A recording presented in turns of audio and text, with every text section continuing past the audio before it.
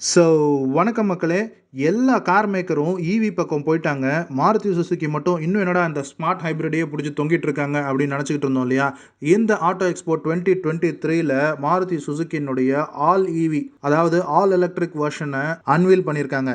So இந்த வெஹிக்கிளை அவங்க EVX அப்படின்னு கூப்பிட்றாங்க. அண்ட் இந்த வெஹிக்கிள் வந்து ஒரு SUV செக்மெண்ட்டில் தான் பொசிஷன் பண்ணுறாங்க. அண்ட் இது ஒரு கான்செப்ட் வெர்ஷன் மட்டும்தான். ஸோ ப்ரொடக்ஷன் காராக வரும்போது மாருதி சுசுகி இதுக்கு வேற ஒரு நல்ல நேம் கூட கொடுத்து ரிலீஸ் பண்ணுவாங்க. அண்ட் இதனுடைய எக்ஸ்பெக்டட் லான்ச் பார்த்தோம்னா 2025ல் லான்ச் பண்ணுவாங்க அப்படின்னு எதிர்பார்க்கப்படுது. அண்ட் இந்த மாருதி சுசுகி EVX பவர் பண்ணுறது ஒரு 60 கிலோவாட் பேட்டரி. அண்ட் இதனுடைய ரேஞ்சாக மாருதி சுசுகி கிளைம் பண்ணுறது 550 கிலோமீட்டர்ஸ் கொடுக்கும் அப்படின்னு சொல்கிறாங்க பர் சார்ஜுக்கு.